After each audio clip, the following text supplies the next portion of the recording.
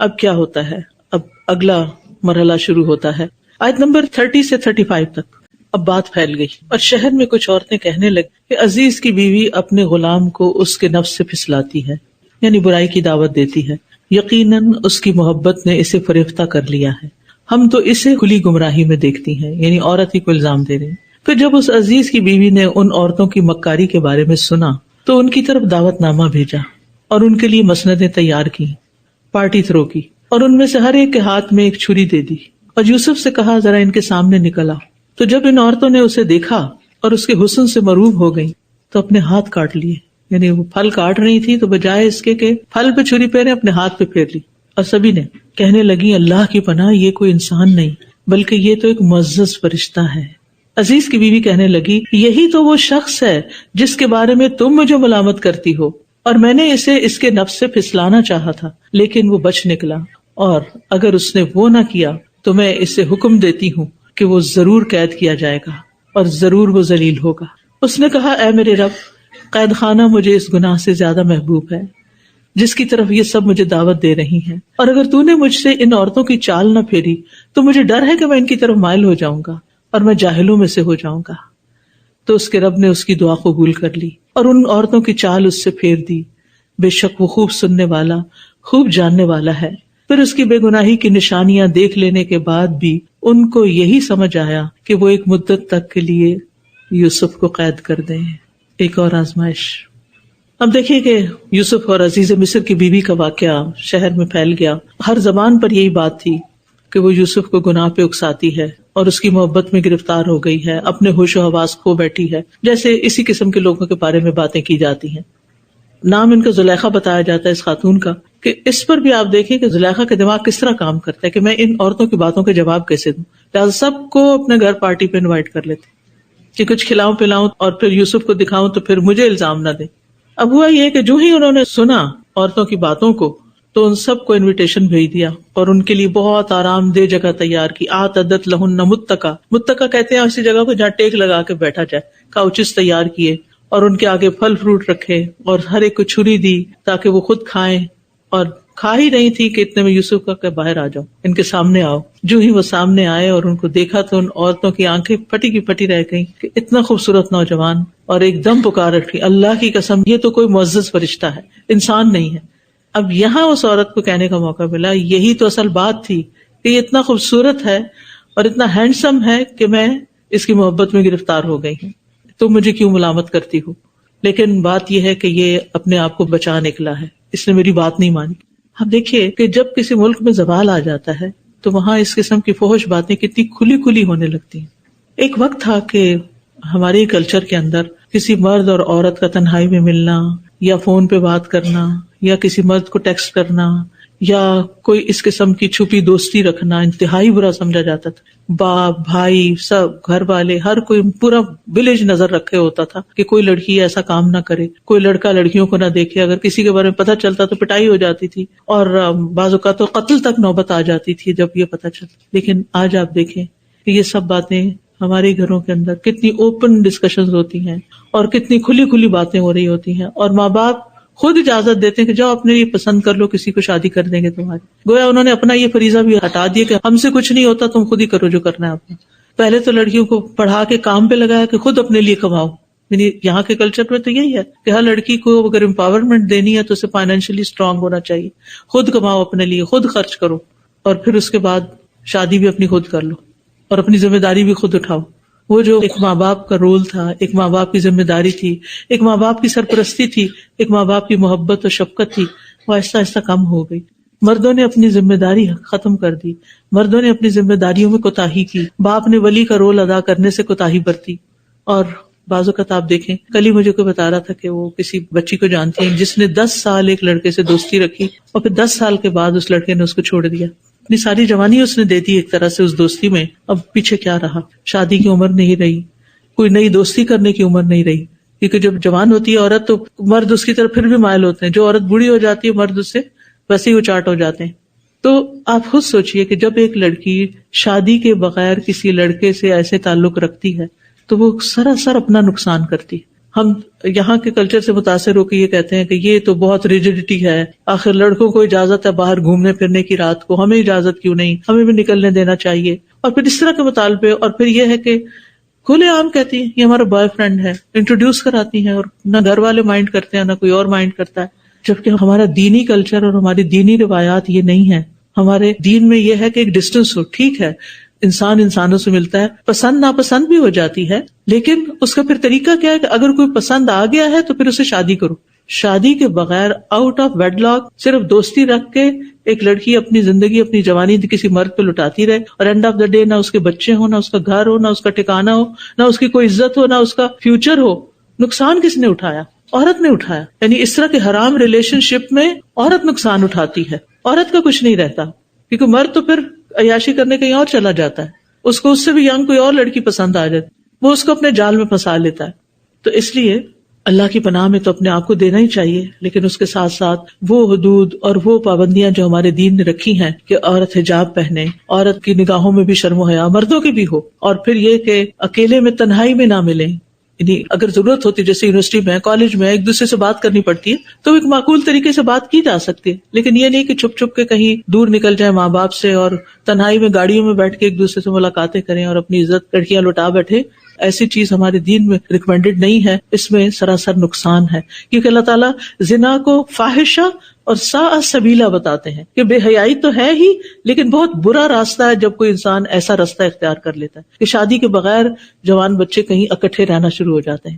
پھر اگر ماں باپ کہیں بھی شادی کرو تو کہتے ہیں وہ کرنا نہیں چاہتا، لیکن پھر چھوڑ دو اس کو، نہیں میں چھوڑنا نہیں چاہتی. تو آپ دیکھیں کہ پھر انجام کیا ہوگا، فیوچر دیکھیں 10 سال بعد کیا ہوگا، 20 سال بعد کیا ہوگا. اور پھر ایسے معاشرے میں ڈپریشن نہ ہو، مینٹل ہیلتھ کیسز نہ ہو تو اور پھر کیا ہو. تو پھر یہاں پر اب کیا ہوتا ہے، وہ اپنے آپ کی صفائی پیش کرتی ہے. یہی تو تھا کہ جس کے بارے میں تم مجھے ملامت کر رہی تھی، اب اپنے آپ کو دیکھو کہ تم پہ بھی کیا گزری. میں نے اس کو بہکایا تھا لیکن یہ بچ نکلا. اب بھی آپ دیکھیں اپنے ارادے پہ پختہ ہے. اگر یہ وہ نہیں کرے گا جو میں اس کو کہہ رہی ہوں تو اس کو قید کر دیا جائے گا اور یہ ذلیل ہو کر رہے گا. سبحان اللہ. یعنی ایک عورت کی اتنی جرت کہ وہ کھلے عام یہ کہہ رہی ہے کہ میں اس کو ابھی بھی برائی کی دعوت دیتی ہوں اور اس کو ماننی ہوگی میری بات. اس کا شوہر بھی ہے، اور آپ کو معلوم ہے کہ جب کسی عورت کی شادی ہو جاتی ہے تو پھر اس کے بعد تو اس کے پاس کوئی چانس ہی نہیں کہ وہ کسی اور مرد سے ایسا تعلق قائم کرے. لیکن اس معاشرے کے اندر یہ ساری اوپن باتیں، کھلی باتیں کوئی برا نہیں سمجھتا تھا. اس پر یوسف علیہ السلام کو اب کیا نظر آتا ہے کہ اس معاشرے میں بچنا بڑا مشکل ہے. کہتے ہیں قال رب السجن احب الی مما یدوننی الیہ، اللہ جیل میں جانا مجھے زیادہ پسند ہے ان باتوں سے جس کی طرف یہ مجھے بلا رہے ہیں. جیل زیادہ اچھی ہے بنسبت اس بے حیائی کے کام کرنے کے اور ان عورتوں کے فتنے میں مبتلا ہونے کے. وَإِلَّا تَصْرِفْ عَنِّي كَيْدَهُنَّ، اگر آپ ان کی چالوں کو مجھ سے پھیریں گے نہیں، مجھے بچائیں گے نہیں، أَصْبُ إِلَيْهِنَّ، تو کہیں میں بھی ان کی طرف مائل نہ ہو جاؤں، ان کے پھیر میں نہ آ جاؤں. وَأَكُن مِّنَ الْجَاهِلِينَ، اور اگر میں ایسا کروں تو میں تو جاہل ہی ہوں گا. تو اس سے کیا پتہ چلتا ہے کہ چاہے کوئی شخص کتنا بھی پڑھا لکھا ہو، لیکن اگر کوئی ایسا حرام کام کرتا ہے تو وہ دراصل جاہل ہے. عقل مند انسان ایسا نہیں کرتا. لہٰذا بچوں کے اندر اس برائی کی قباحت، اس برائی کو برائی بتائیں، کیونکہ یہ نسلوں کی خرابی کا باعث بن جاتی، یہ خاندانوں کی تباہی کا باعث بن جاتی ہے. تو یوسف علیہ السلام کے قول میں 2 نصیحتیں ہیں کہ گناہوں اور نافرمانیوں کے مقابلے میں انسان پھر ایسی جگہ چلا جائے جہاں وہ گناہ نہ ہو، اور دوسرا یہ کہ اللہ کی طرف اپنا رخ پھیر دے، اپنے دل کو اللہ کی عبادت اور اللہ کی اطاعت پر مضبوط کرے اور اللہ پہ توکل کرے، اسی سے مدد طلب کرے. یعنی اگر کسی بھی انسان کے اندر ایسے کوئی برے جذبات پیدا ہو جاتے ہیں کہ اپنے شوہر کے علاوہ کسی اور مرد کا خیال آنے لگتا ہے یا کسی اور عورت کا مرد کو خیال آنے لگتا ہے، تو پھر کیا کرے؟ اس تعلق کو ختم کر دے، اس نمبر کو بلاک کر دے، اس جگہ پہ جانا چھوڑ دے، اپنی جاب چینج کر لے اور اپنے دل کے حال کو اللہ کے حوالے کرے اور اپنے اللہ سے مدد مانگے کہ یا اللہ اس فتنے کو تو میرے دل سے نکال دے، کیونکہ میں تو بڑی مصیبت میں آ گیا ہوں. اور اللہ سے التجائیں کرے، کیونکہ جو سچے دل سے رب سے مانگتا ہے تو اللہ سبحانہ وتعالیٰ اس کی مدد کرتا ہے، اور وہ اپنی تدبیر پر نہیں بلکہ رب پہ بھروسہ کرتا ہے. اب کیا ہوا؟ فَاسْتَجَابَ لَهُ رَبُّهُ، اس کے رب نے اس کی دعا قبول کر لی. فَصَرَفَ عَنْهُ كَيْدَهُنَّ، سب عورتوں کی چالیں ادھوری رہ گئی. إِنَّهُ هُوَ السَّمِيعُ الْعَلِيمُ، بے شک وہ دعاؤں کا خوب سننے والا ہے، خوب جاننے والا ہے. تو بات یہ ہے کہ گناہ سے اللہ ہی بچاتا ہے، اس کے لطف و کرم کے بغیر کوئی بچ نہیں سکتا، کیونکہ ہم اپنے آپ کو پاک باز نہیں کہہ سکتے. اور اللہ تعالیٰ کا وعدہ ہے وَقَالَ رَبُّكُمُ ادْعُونِي أَسْتَجِبْ لَكُمْ، تمہارا رب کہتا ہے مجھ سے دعا کرو میں ضرور قبول کروں گا.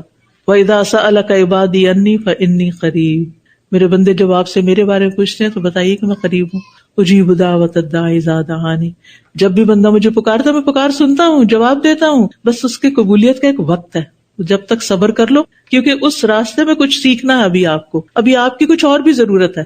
کیونکہ جب ہم ہر وقت کمفرٹ میں رہتے ہیں، اب دیکھیں ہم ہر وقت بیٹھے رہتے ہیں تو مسل ویک ہو جاتے، چلنے کے قابل نہیں رہتے. ہر وقت ٹھنڈ میں رہتے ہیں تو گرمی کی ایک جھلک برداشت نہیں ہوتی. تو انسان کے لیے عسر کے ساتھ یسر ہے، تنگی کے ساتھ آسانی ہے. ثم بدا لهم من بعد ما رأوا الآیات لیسجننہ حتی حین.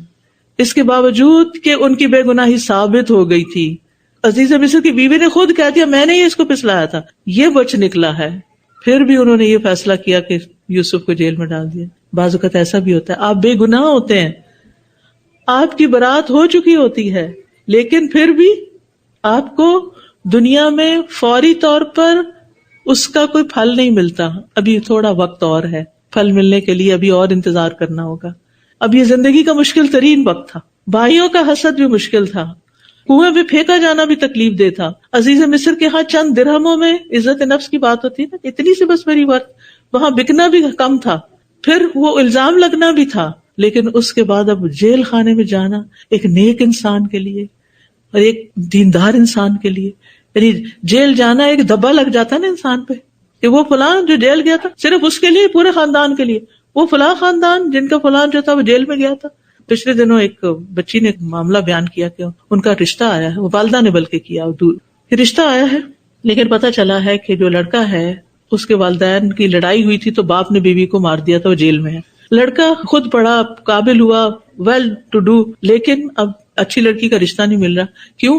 کیونکہ باپ قید خانے میں. تو قید خانے میں جانا صرف یہ نہیں کہ فزیکل ٹارچر ہوتا ہے اور انسان ساری نعمتوں سے محروم ہو جاتا ہے، انسان کی بدنامی بھی بہت ساری ہو جاتی ہے، چاہے وہ بے گناہ ہو. یہاں یوسف علیہ السلام 100% بے گناہ ہے، لیکن پھر بھی ان کے ساتھ ایسا ہو رہا ہے. تو کبھی بھی اللہ تعالیٰ سے بدگمانی نہ کیجیے کہ کوئی ضرور ہم نے گناہ کیا تو تبھی ہمیں کوئی مشکل آ گئی ہے. بعض اوقات اللہ تعالیٰ کسی انسان کے درجات بہت بلند کرنا چاہتا ہے تو اس کو ایک کے بعد ایک مشکل میں ڈال دیتا ہے تاکہ وہ پوری طرح میچور ہو کر زندگی میں بڑے کام کر سکے.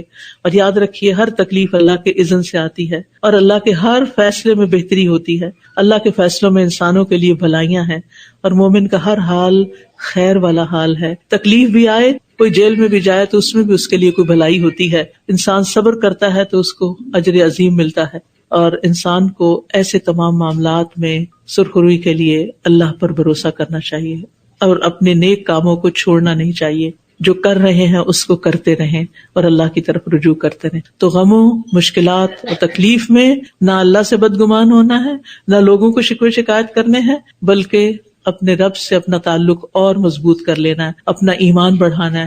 اور ایمان بڑھتا ہے قرآن پڑھنے سے، ایمان بڑھتا ہے اچھی صحبت سے. اس لیے بہت ضروری ہے کہ ہم اپنے ایمان کو مضبوط کرنے کے وہ سارے طریقے اختیار کریں تاکہ یہ دنیا کے غم ہلکے ہو جائیں. دنیا تو ویسے بھی سب مومنوں کے لیے قید خانہ ہے، کیونکہ اس کے بعد جب وہ نکلیں گے جنت میں جائیں گے تو دنیا تو ان کو واقعی جیل نظر آئے گی. تو اللہ سبحانہ وتعالیٰ ہمیں ہر طرح کی تکلیفوں اور آزمائشوں سے بچا کے رکھے. لیکن اگر تقدیر میں کوئی ایسی چیز ہو تو اللہ تعالیٰ صبر جمیل عطا فرمائے اور اجر عظیم عطا فرمائے. آپ سب کے آنے کا بہت شکریہ. انشاءاللہ کل بھی ہم ملیں گے اللہ نے چاہا اور اگلا حصہ پڑھیں گے اور تیسرے دن پھر سورت انشاءاللہ مکمل ہوگی. جزاکم اللہ خیرا وآخر دعوانا ان الحمد للہ رب العالمین. سبحانک اللہم وبحمدک اشہد ان لا الہ الا انت استغفرک واتوب الیک. السلام علیکم ورحمۃ اللہ وبرکاتہ.